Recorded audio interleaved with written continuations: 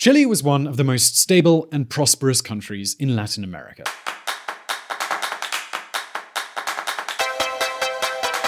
A role model, a kind of experiment to show that escaping poverty isn't an impossible goal, even in Latin America. However, in October 2019, this model seemed to begin to shatter. Suddenly, waves of extreme violence and huge political mobilizations erupted throughout the country. Within just a few weeks, the country was on fire. Since the protests started, 26 people have lost their lives, thousands have been wounded, more than 25,000 premises have been affected by fires, looting, or destruction. The Santiago metro has suffered damage worth hundreds of millions of dollars, and the economy has just stopped. To give you an idea, according to government data, the cost of these damages run between $2 and $3 billion. Dear viewer, in this video, we're going to tell you what happened in Chile, why it happened, and what lies ahead.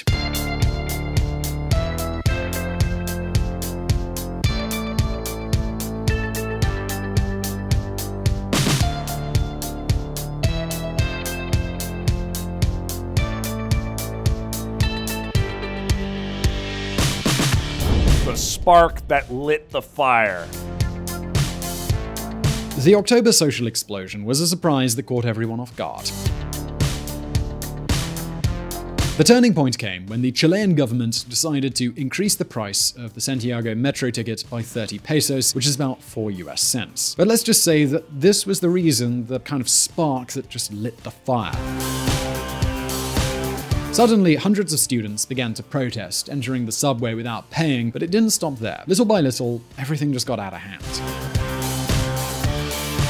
We're talking about Monday, October the 14th, and by Saturday the 19th, the subway was on fire. Yep, on fire. Half of the city's subway stations had suffered vandalism attacks, and more than 20 of them were literally ablaze. They were being reduced to ashes.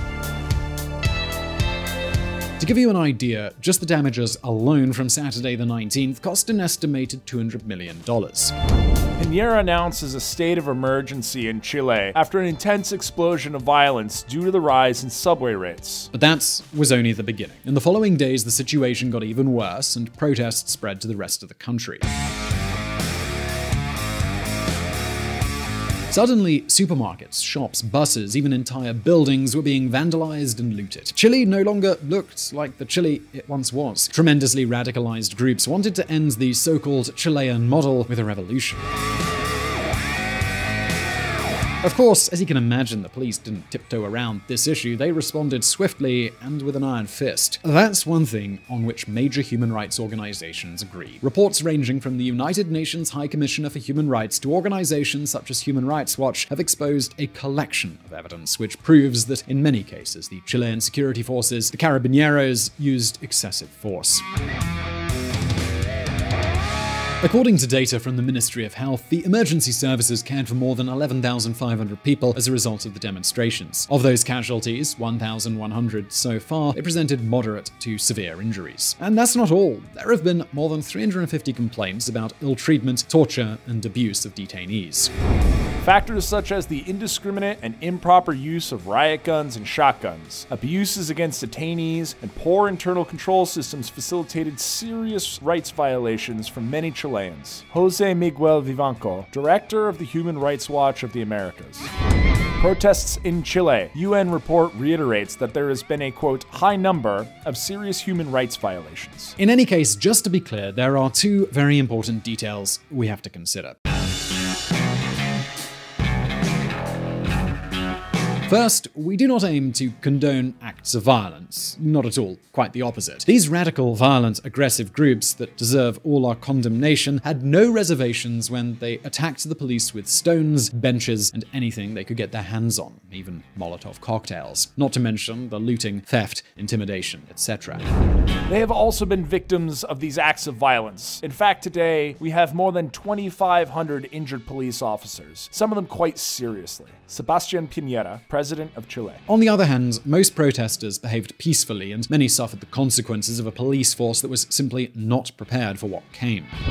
Chile. Urgent call for police reform after protests. Excessive use of force against protesters and bystanders. Serious abuses during detention. Because don't think that the protests in Chile were the work of a few radicals, not at all. October the 25th will go down in Chile's history. 11 days after the riots broke out, according to official statistics, 1.2 million people took to the streets to protest against the country's situation and to show their discontent with the path the country was taking. The crowd equated to more than 20% of Santiago's population. So at this point, we need to ask ourselves, are protests of this kind really justified in Latin America's most prosperous country? Well, I can already tell you that it's a very touchy subject. Chile es un país que tiene un patrimonio sanitario que nos ha costado mucho conquistar y que tenemos que cuidar con mucho rigor, que nos permite ser un proveedor de alimentos seguros y sanos para el resto del mundo. Tenemos tratados de libre comercio con las principales economías del mundo. How Chile has changed in 30 years. Let's start with the positives. It's not 30 pesos, it's 30 years. This has been one of the main protest slogans that little by little have been justified by the high inequality that Chileans have suffered as a result of the system that has prevailed in the last 3 decades. But the question is, has this period really been so bad? And the truth is, no. For example, take a look at how poverty has changed.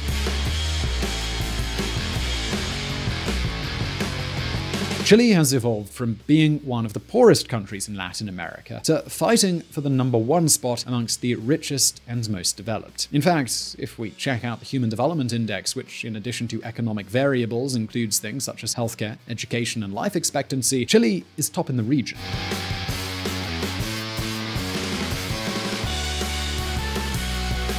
Regarding inequality, Chile truly has a lot of inequality, but it isn't true that it's worst off in this matter in Latin America, not at all in fact.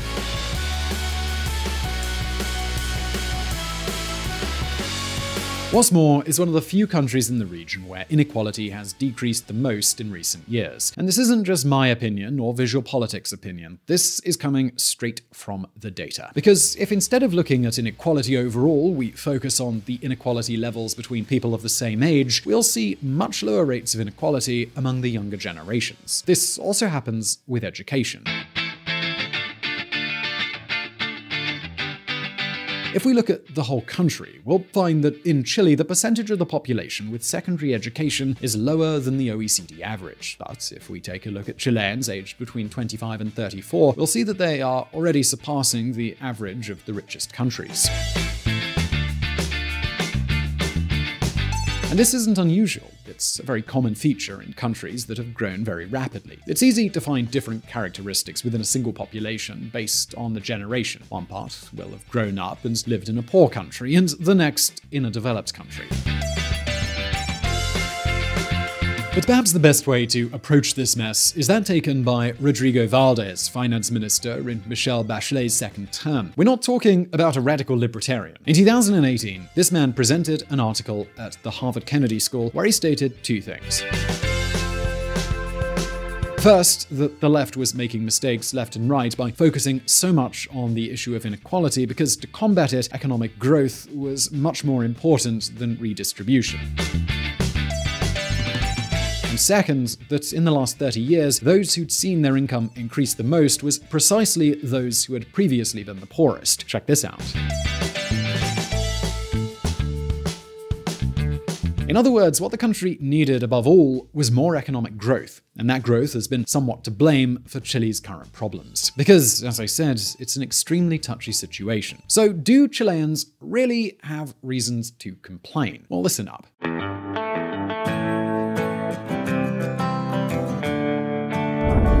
The root of disappointment. The fact that many things have gone well doesn't mean that Chileans have no reason to feel disappointed. And disappointed really is the word for it. Chileans were promised results that never happened. Despite everything we've seen, some things just aren't so positive. For example, the country has a very low productivity level that continues to hamper wages. More than 60% of the entire middle-class population live on the edge. They're vulnerable to losing that level for even the smallest reason. And the economy, another of Chile's great points of pride in the past, has practically stagnated, at least not in per capita terms. Performance in recent years has been quite poor. And of course, if there's no economic growth and real wages don't increase, well, things don't look so rosy, right? And not just that, retirement pensions, another of the great promises Chileans were made, are very low. To give you an idea, half of the pensions paid in recent months amounted to only 123,000 pesos. That's about $160 a month.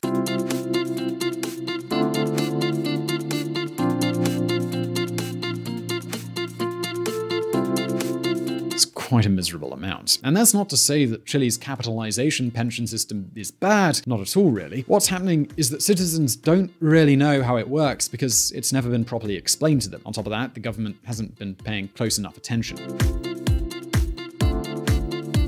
You see, on the one hand, they didn't monitor whether the total contributions over a working life were adequate, and on the other hand, they never bothered to establish a minimum safety net for those who wouldn't manage to contribute enough. This combination is volatile because people write off a reasonably good system because the pensions they report are very, very low. This means the system becomes a ticking time bomb as more and more citizens hit retirement age. Chilean men retire at 65 with just 18 years of contributions on average. And for women, it's even worse. They retire at 60 with an average of 13 years of contributions. So, what have they been doing for the rest of their working lives? Well, informal economy, casual work, under-the-table agreements that they didn't declare, and things like that. And consider that. How can you hope to support 20 or 30 years of retirement if you've only contributed 10% of your salary for 13, 15, or 18 years? It's impossible. It's just impossible to pay higher pensions. If people don't accurately declare their earnings, the system simply doesn't work. Not one way, not another way, it just doesn't work. And if to all of this we add the feeling that social divisions are still very present within society, we can understand the enormous frustration that fuels the protests. Although, if we think about it for a second, it seems a little unfair to focus the discontent on a president who won the elections very recently. What's more, for the almost 30 years of Chile's democracy, the left ruled for almost 25, and they're the ones who are protesting. I mean, they must have had a hand in establishing the model, don't you think?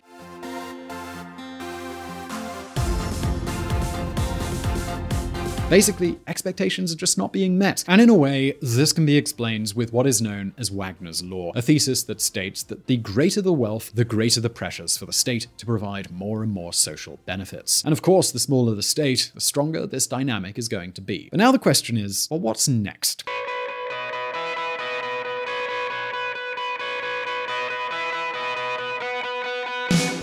The light at the end of the tunnel.